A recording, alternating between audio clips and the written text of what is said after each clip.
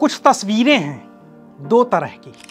पहली जो लोकतंत्र पर यकीन को और मजबूत करती हैं, और दूसरी जो लोकतंत्र की आत्मा पर हथौड़े की तरह चोट करती हैं। दोनों ही तरह की तस्वीरें एक ही जगह की हैं, एक ही वक्त की हैं, लेकिन उन तस्वीरों में कुछ ऐसा है जिन्हें देखकर पूरी मजबूती के साथ ये कहने का मन करता है कि सब ठीक था, लेकिन अंतर्राष्ट्रीय स्तर पर भारत के मान को बढ़ाने वाली इन महिलाओं के साथ राष्ट्रीय राजधानी दिल्ली में पुलिस को ऐसा बर्ताव कतई नहीं करना चाहिए था। नमस्कार, मैं हूं अविनाश और आप देख रहे हैं अनकट। 28 मई 2023 को देश को नया संसद भवन मिला, सेंगोल स्थापित हुआ।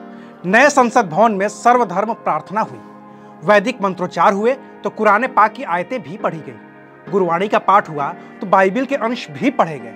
हर वो चीज हुई जिससे लोकतंत्र में यकीन को और पुख्ता किया जा सके।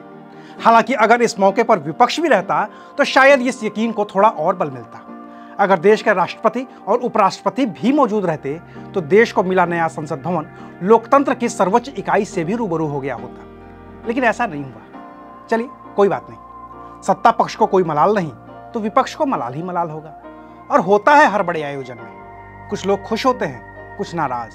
तो इस आयोजन में सत्ता पक्ष के लोग खुश हैं, विपक्ष के भी कुछ लोग खुश हैं, लेकिन विपक्ष का बड़ा हिस्सा इससे नाखुश है और इसी वजह से वो इस आयोजन से दूर रहा है। लेकिन इस आयोजन की जगह से चंद मीटर की दूरी पर ही मौजूद देश के पहलवानों के साथ दिल्ली की पुलिस ने जो किया है उसे कोई भी किसी भी तरह से जायज नहीं ठहरा सकता है। 23 अप्रैल से ही जंतर मंतर पर धरना दे रहे दुनिया के नामचीन पहलवानों को दिल्ली की पुलिस ने किसी अपराधी की तरह घसीटा है, उन्हें जमीन पर लिटा दिया है, उनके धरना स्थल को उजाड़ बना दिया है और पहलवानों के साथ ही इस देश की शान तिरंगा भी जमीन पर पड़ा हुआ दिख रहा है। वो भी उस दिन जिस दिन इसी तिरंगे की शान में प्रधानमंत्री मोदी कसीदे पढ़ रहे थे और देश को नए संसद भवन की सौगात देकर लोकतांत्रिक मूल्यों की बातें कर रहे थे। हमारा संविधान ही हमारा संकल्प है। लेकिन इसी दिन पहलवानों के धरने को भी जबरन खत्म करवाया गया। इसी दिन उन्हें सड़क पर घसीटा गया और वो भी सिर्फ इस वजह से कि ये पहलवान जंतर मंतर से नए संसद भवन तक शांतिपूर्ण मार्च निकाल रहे थे। लेकिन पुलिस ने उन्हें देश विरोधी करार दिया और सबको हिरासत में ले लिया, जबकि ये लोकतंत्र को स्थापित करने वाला संविधान ही है जिसने लोकतंत्र में शांतिपूर्वक विरोध प्रदर्शन की इजाजत दे रखी है। और ये लोकतंत्र ही है जिसने राजधानी दिल्ली में जंतर मंतर को विरोध प्रदर्शन के स्थल के तौर पर इस्तेमाल करने की भी इजाजत दे रखी है।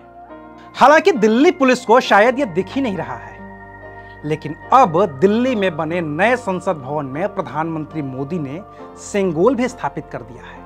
और बतौर प्रधानमंत्री मोदी, सेंगोल प्रतीक है कर्तव्य पथ का, सेवा पथ का, राष्ट्र पथ का। सेंगोल प्रतीक है न्याय का।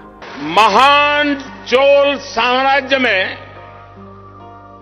सेंगोल को कर्तव्य पथ का, सेवा पथ का, राष्ट्र पथ का प्रतीक माना जाता था। तो क्या सेंगोल के स्थापित होने के बाद, न्याय के प्रतीक के स्थापित होने के बाद, राजदंड के नए संसद में स्थापित होने के बाद इन पहलवानों को भी न्याय मिल पाएगा जिन्हें दिल्ली की सड़कों पर तब घसीटा जा रहा था जब प्रधानमंत्री मोदी सेंगोल को संसद में स्थापित कर रहे थे? अगर न्याय नहीं मिलता है, चाहे वो प्रदर्शन करने वाले पहलवान हो या फिर कोई और, तो सेंगोल अब भी महज एक प्रतीक ही बनकर रह जाएगा और फिर यह संसद में रहे या म्यूजियम में, इसका कोई फर्क नहीं रह जाएगा। शुक्रिया, आप देख रहे थे अनकट।